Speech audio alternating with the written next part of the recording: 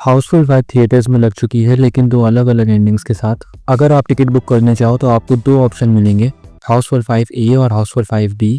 ऐसा Indian cinema में पहली बार हुआ है। मूवी अच्छी है या नहीं, दो एंडिंग्स के पीछे मेकर्स की क्या आइडियोलॉजी है, और सबसे बड़ी बात, क्या हाउसफुल 5 एक स्कैम है। वीडियो खत्म होते होते आपके सारे डाउट्स एकदम क्लियर हो जाएंगे, लेकिन उससे पहले मैं आपको मूवी का थोड़ा सा बेस समझा देता हूँ। तो मूवी शुरू होती है एक क्रूज पार्टी से जो दी है पापा रंजीत ने अपनी 100th बर्थडे पर, लेकिन अनफॉर्चुनेटली उनकी क्रूज पर ही डेथ हो जाती है। लेकिन मरने से पहले पापा रंजीत अपनी 69 बिलियन पाउंड्स की बिल अपने बेटे जॉली के नाम कर जाते हैं, जिसे आज तक किसी ने नहीं देखा। अब जैसे ही ये बात बाहर फैलना शुरू होती है, क्रूज पर प्रकट हो जाते हैं 3 जॉली। कौन असली है कौन नकली, वी डोंट नो। इन्हीं तीनों की तरह क्रूज पर और भी लोग हैं जो 69 बिलियन पाउंड्स पाना चाहते हैं, लेकिन चीजें हाथ से तब निकल जाती हैं जब इन्हें पता चलता है कि क्रूज पर एक किलर है जो इन्हीं लोगों में से कोई एक है। यहाँ तक सुनकर आपको लग रहा होगा कि मूवी एक मर्डर मिस्ट्री कॉमेडी है, लेकिन ये एक वल्गर मिस्ट्री कॉमेडी है। सॉरी, कॉमेडी तो दूर दूर तक है ही नहीं। ये सिर्फ एक वल्गर मिस्ट्री मूवी है जो फैमिली मूवी के नाम पर अपनी एक्ट्रेस से एक्टिंग के नाम पर सब कुछ करवाती है। माना ह्यूमर सब्जेक्टिव होता है, कुछ लोगों को वल्गर कॉमेडी पसंद आती है और कुछ लोगों को नहीं। इसका मतलब ये नहीं कि आप इसे फैमिली मूवी के नाम पर बेचो। अगर 1% भी चांस है कि मूवी फैमिली को वल्गर लग सकती है तो उसे फैमिली मूवी बोलना बंद कर देना चाहिए। मैं अपनी फैमिली के साथ गया और सच बताऊं तो बहुत ऑकवर्ड होकर आया। अब बात करें मूवी की कास्ट की, तो मूवी में 20 एक्टर्स हैं, जिसमें से सिर्फ 2 वर्क करते हैं, अक्षय कुमार और रितेश देशमुख।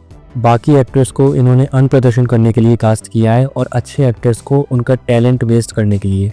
लिटरली मूवी जॉनी लीवर, चंकी पांडे, श्रेयस तलपरे जैसे पोटेंशियल एक्टर्स को इग्नोर करके उन पर फोकस करती है जिन्हें ठीक से हिंदी बोलना भी नहीं आती। और कुछ एक्टर्स तो ऐसे भी हैं जिनका मूवी में होना ना होना मूवी में कोई इफेक्ट नहीं डालता, जैसे फरदीन खान, दीनू मौर्या, निकितन धीर। अगर इनकी जगह किसी और को कास्ट किया होता तब भी मूवी ऐसी ही होती। अब बात करूँ दो एंडिंग्स की, तो हाँ, एंडिंग अलग है। लास्ट के 20 मिनट चेंज किए गए हैं, जिससे कोई फर्क नहीं पड़ता है, क्योंकि जिस तरीके से लास्ट में किलर इंट्रोड्यूस होता है, ऐसा लगता है जैसे स्क्रिप्ट किसी 10-11 साल के बच्चे ने लिखी हो। ऑडियंस को किलर जानने की उत्सुकता तब होती है जब ऑडियंस विक्टिम से इमोशनली कनेक्ट कर जाए या फिर किलर बेकसूरों को मार रहा हो। मूवी में एक से ज्यादा मर्डर होते जरूर है, पर मूवी एक भी डेथ से इमोशनली कनेक्ट करने ही नहीं देती।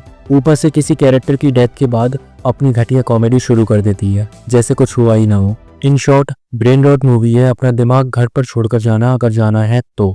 अगर मुझे आपको रिकमेंड करना हो हाउसफुल 5A और हाउसफुल 5B में से, तो मैं आपको कोई सी भी रिकमेंड नहीं करूंगा। और अगर आप दोनों में से कोई एक देख भी आए हो तो दूसरी देखना बेकार है, बाकी आपकी मर्जी। मूवी के मेकर्स ऑप्शन A और ऑप्शन B के नाम पर आपका C काट रहे हैं। The ideology of two ending is simple, more ticket more profit. It's basically a scam. मैं दूंगा मूवी को 5 में से 1 star, just because of Akshay Kumar. Subscribe to the channel. मिलते हैं अगली वीडियो में।